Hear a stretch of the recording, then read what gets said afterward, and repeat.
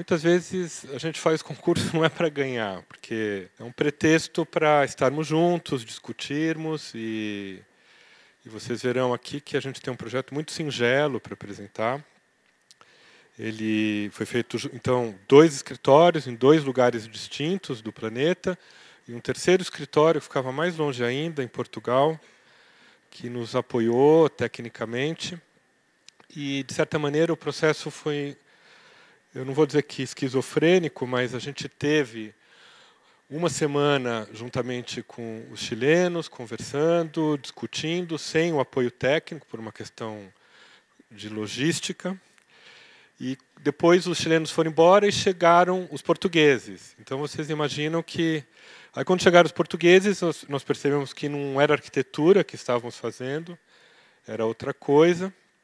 E aí o projeto, a gente ficava em Skype, olha, tudo aquilo que a gente conversou tem que mudar, por isso, por isso, por isso, e aí assim foi indo. Essa é a equipe, no final, que trabalhou os 15 dias, e o projeto, eu pulei o título, mas a gente imaginava que, mediante o nosso exíguo prazo para a confecção do projeto, que parecia interessante uma colaboração, a discussão sucinta, é verdade, mas a ideia de morar em algum lugar extremo. A gente colocou lá como título, que era morar no extremo sul. Poderia ser morar em Marte ou morar em outro lugar onde as condições ambientais sugerem que, como a Anália colocou, que qualquer erro ou deslize significa o fim de tudo. Então, quando a gente estava...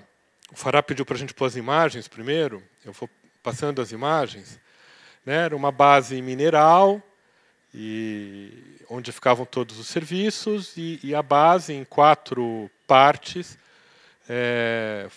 pairando sobre o território. Tanto essa base mineral de serviços,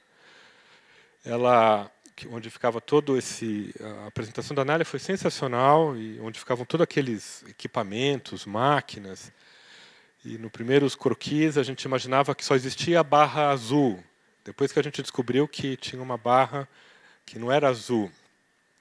E, de qualquer maneira, a gente imaginava que as estruturas pairariam sobre esse chão contaminado, que depois eles enviaram um relatório, né, na área onde explicitam toda essa contaminação. Nos parecia interessante não tocar nesse solo, tocar em poucos pontos. E a base azul era a base da vivência, a base do trabalho, e conformava essa base mineral retilínea uma praia técnica que, na verdade, ela não é branca, ela é uma praia meio lamacenta, uma praia que acho que as imagens da Anália mostram bem, uma praia cheia de máquinas, carros, caminhões, equipamentos, etc. Então, esses são as primeiras ideias que a gente foi fazendo com os chilenos quando eles estiveram aqui, que era uma ideia de a grande base, que inclusive vinha como um parâmetro para todos nós, era a base de Halley, uma das bases apresentadas pelos organizadores da base de Halley, dos ingleses, que era uma organização retilínea, que inclusive é a organização que foi considerada mais interessante pelo júri, mas nos parecia que gerava uma circulação um tanto quanto o pouco interessante, porque você tinha que ir e voltar e estar no... E nos parecia que uma organização, nossos primeiros desenhos, era uma base organizada em torno de um vazio conformado por estruturas ou por blocos nesse círculo, que gerava uma circulação infinita. E aí a gente começou a conversar, bem, como é que se constrói isso naquele lugar, naquelas condições? A Anália colocou muito bem, a questão dos containers. Então, antes de chegar nos portugueses, com os chilenos, a gente montou toda a nossa diagramação, Oi? Não, mas todo o raciocínio construtivo, mas toda a modulação, perdão, foi a partir da dimensão dos containers, que era 2,43 por 6,5 ou por 12,19. E aí a gente, então, transformava esses blocos, esse círculo azul, num quadrado, que conformava um pátio interno, porque a gente achava, a Anália colocou muito bem, a gente também concordava com isso, olhando todos os paradigmas das bases, essa ideia de você estar dentro e nunca desfrutar o fora que obviamente representa exatamente tudo aquilo que atenta contra a vida. Mas, ao mesmo tempo, nos parecia interessante essa contradição. Você estar lá por conta de alguma coisa que é muito nociva e você não desfrutar desse estar lá. Então, nos parecia que a ideia de confinar um espaço, que era um vazio, era, de certa maneira, definir um lugar no território. Então, nos parecia muito importante esse gesto de conformar um vazio central para o qual se abririam as circulações, ora ambientes, e que, de alguma maneira, possibilitariam para quem estivesse dentro da estação esse duplo olhar, um olhar para fora, para o infinito, para a vastidão, e um olhar para um espaço confinado, conformado, delimitado por uma ação clara de ocupação do território.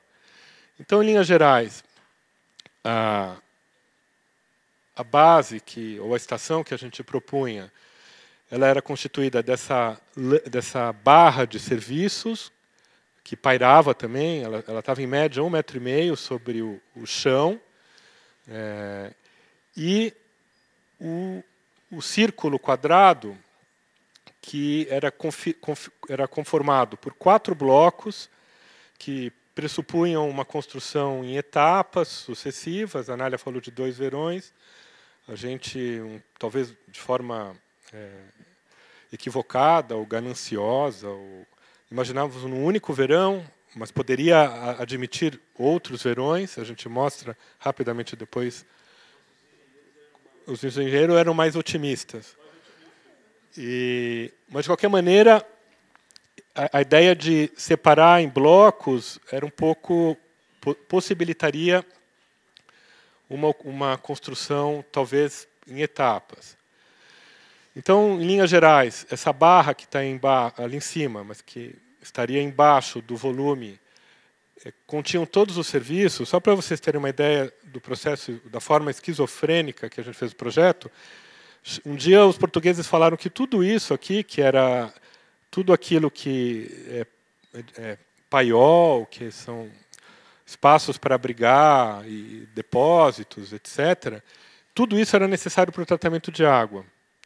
Porque no programa que o IAB fornecia, o edital, eles falavam 15 metros para tratamento de água e 15 metros para armazenagem.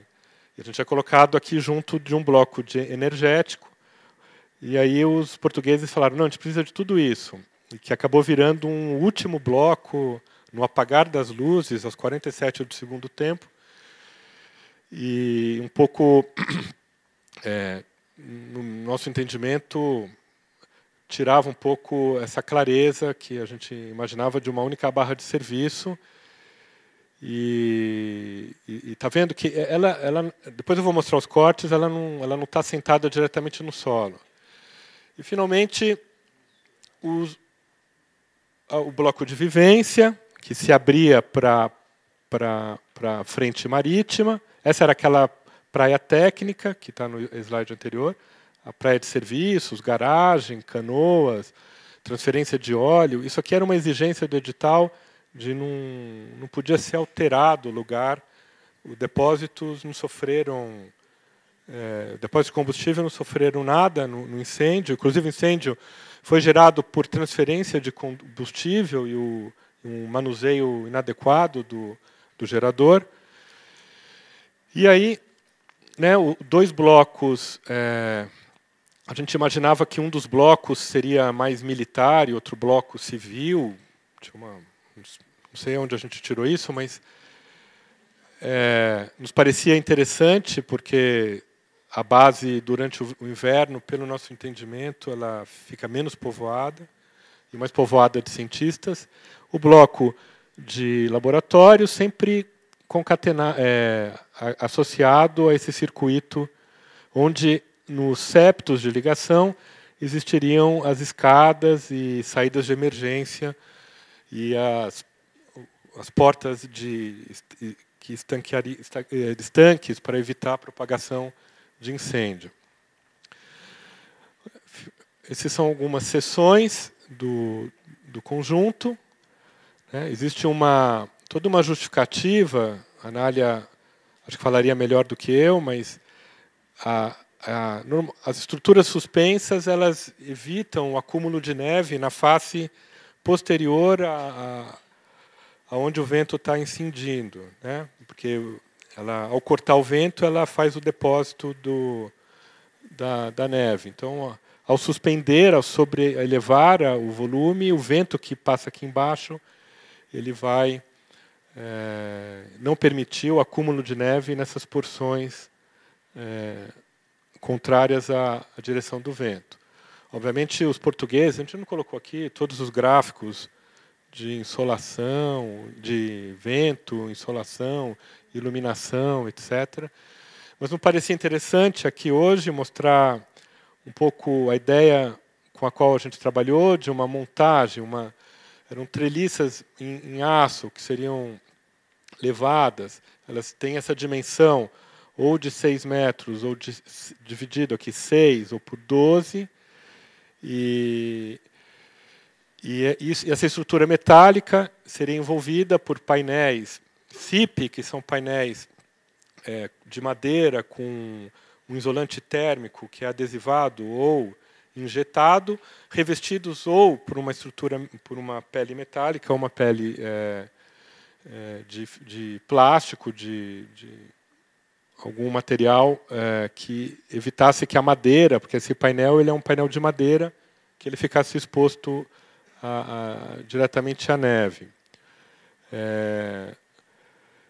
Então, os espaços, tanto superiores como inferiores, seriam os espaços destinados às instalações, de tal forma que isso aqui é uma seção do corpo maior, que é onde o duplo, que ou seriam unidades habitacionais ou aquele bloco de convivência ou laboratórios. Então, isso permitiria uma organização espacial de acordo com as necessidades. Por isso que havia de forma otimística, a ideia de uma construção geral dessa estrutura, o fechamento completo da estrutura, para você trabalhar internamente nos períodos de maior dificuldade, que seriam justamente após o outono, e inverno e primavera. Então, quando aquele bloco principal se encontrava com o bloco inferior de serviços, todas as instalações de calefação, lógica, tratamento de água, servidas, etc., elas seriam imediatamente elas se conectariam por esses momentos de transição. E aí haviam questões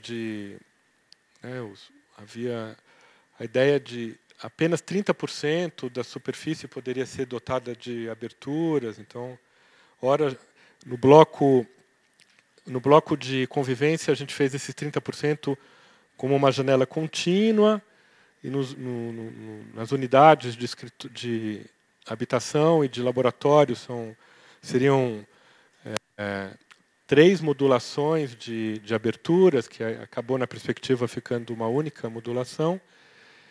E se o Luciano não quiser colaborar com alguma... É isso? Era isso.